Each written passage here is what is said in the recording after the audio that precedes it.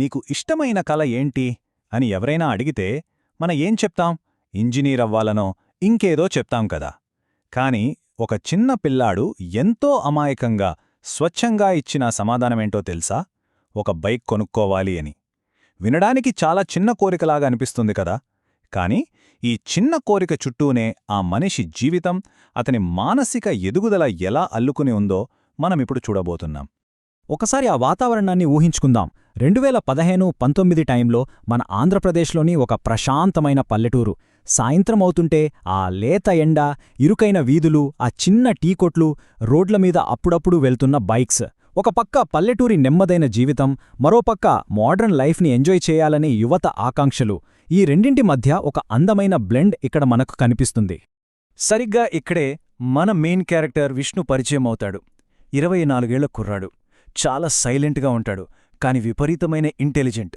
చుట్టూ ఏం జరుగుతుందో చాలా లోతుగా అబ్జర్వ్ చేస్తాడు. ప్రతి విషయాన్ని అనలైజ్ చేయడం అతని నైజం. అయితే ఇంత తెలివైనవాడికి తన సొంత లైఫ్ గురించి మాత్రం ఏ క్లారిటీ లేదు. ఎటు వెళ్లాలో తెలియని ఒక కన్ఫ్యూజన్లో ఉన్నాడు. ఇలాంటి టైంలో ఒక సాయంత్రం విష్ణు తన స్నేహితుడు అజయ్తో కలిసి ఒక కేఫీకి వెళతాడు. అక్కడ వాతావరణం ఎలా ఉందంటే, ఒక పక్క వెహికల్స్ సౌండ్స్, మోగుతున్న ఫోన్లు, వేడివేడి కాఫీ పొగలు, జనాల నవ్వులు, బయటేమో ఆగి ఉన్న ఖరీదైన బైక్స్. లోపల విష్ణు మనసులో విపరీతమైన నిశ్శబ్దం ఉంది. కానీ బయట ప్రపంచం మాత్రం చాలా ఫాస్ట్గా, గోలగోలగా పరిగెడుతోంది. ఈ వ్యత్యాసం నిజంగా మనల్ని ఆలోచింపజేస్తుంది. అక్కడ కూర్చుని తన అలవాటు ప్రకారం చుట్టూ ఉన్నవాళ్లని గమనిస్తున్నాడు విష్ణు. కొందరేమో టేబుల్ మీద ఫుడ్ ఉన్నా పట్టించుకోకుండా ఫోన్లలో మునిగిపోయారు. ఇంకొందరేమో బిల్లు ఎంతవుతుందో అన్న టెన్షన్తో ఆర్డర్ ఇవ్వడానికే మొహమాట పడుతున్నారు. మరోవైపు డబ్బు గురించి ఎలాంటి టెన్షన్ లేకుండా ఎంజాయ్ చేసేవాళ్లు, ఖరీదైన బైక్స్ మీద స్వేచ్ఛగా తిరిగేవాళ్లు. సమాజంలో ఉన్న ఈ డిఫరెన్సెస్ని విష్ణు చాలా సైలెంట్గా బేరీజ్ వేసుకుంటున్నాడు. ఆ సమయంలోనే అజయ్ తన మనసులో ఉన్న ఒక పెద్ద డైలమాను విష్ణుతో షేర్ చేసుకుంటాడు. ఒకవైపు ఫ్యామిలీతో కంఫర్టబుల్గా ఉండిపోవాలా, లేక కెరీర్ కోసం ఆ కంఫర్ట్స్ అన్నీ వదిలేసి ప్రయాణాలు చెయ్యాలా? ఈ కన్ఫ్యూజన్ ఈనాటి యువతలో, మనలో చాలామందికి ఎప్పుడో ఒకప్పుడు వచ్చే ఉంటుంది కదా.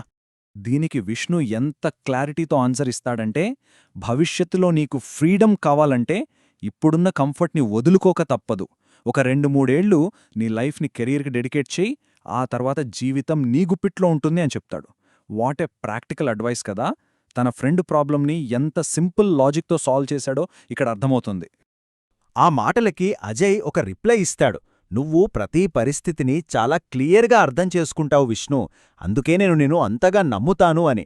ఈ ఒక్క మాట విష్ణు మైండ్లో చాలా స్ట్రాంగ్గా రిజిస్టర్ అయిపోయింది. నిజం చెప్పాలంటే ఇతరుల ప్రాబ్లమ్స్ని సాల్వ్ చేయగలిగే ఒక రేర్ టాలెంట్ తనలో ఉందన్న విషయం బహుశా విష్ణుకి ఫస్ట్ టైం అక్కడే స్ట్రైక్ అయిందనుకుంటా. ఇక ఇంటికొచ్చాక ఆ సైలెంట్ రూంలో విష్ణుకి ఒకటే ఆలోచనలు. బయట విలిపిస్తున్న బైక్ సౌండ్స్ అతని చిన్ననాటి కలను మళ్లీ నిద్రలేపాయి. వెంటనే ఒక ప్రాక్టికల్ క్యాలిక్యులేషన్స్ స్టార్ట్ చేశాడు.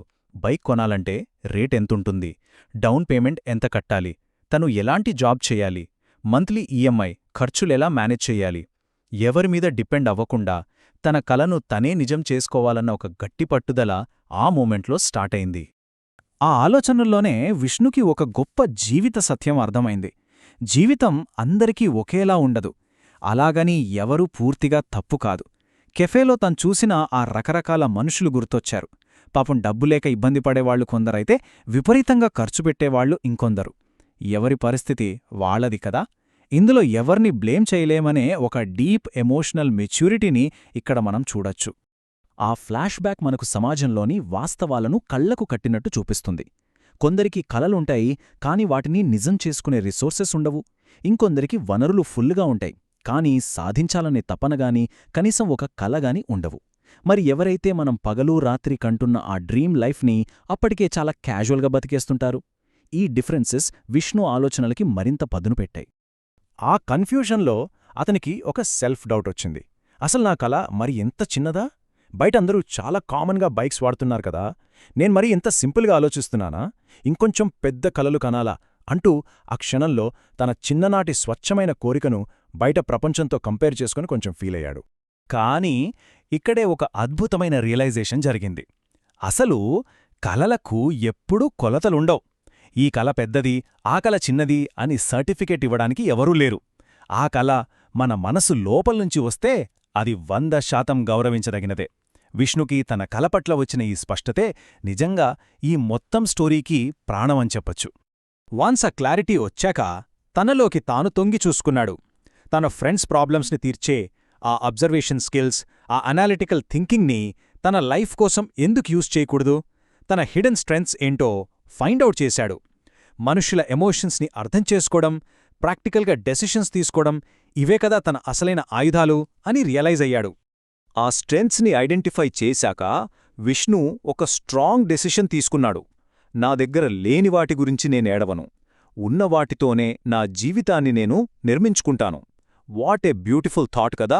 ఏ మాత్రం ఈగో లేకుండా తన స్కిల్స్నే ఇన్వెస్ట్మెంట్గా పెట్టి తన కలను అచీవ్ చేయాలని ఫిక్స్ అయ్యాడు. ఇది నిజంగా మనందరికీ ఒక పెద్ద ఇన్స్పిరేషన్. అలా ఫిక్స్ అయిన తర్వాత అంతా మ్యాజిక్లాగా ఓవర్నైట్లో జరిగిపోలేదు. అదొక ప్రాక్టికల్ జర్నీ. తన స్కిల్స్ని ప్రొఫెషనల్గా మార్చుకున్నాడు. కన్సల్టెన్సీ పనులకు వెళ్తూ క్లయింట్స్ ప్రాబ్లమ్స్ని విశ్లేషిస్తూ కమ్యూనికేషన్ని డెవలప్ చేసుకున్నాడు. నెమ్మదిగా డబ్బులు సేవ్ చేస్తూ వచ్చాడు.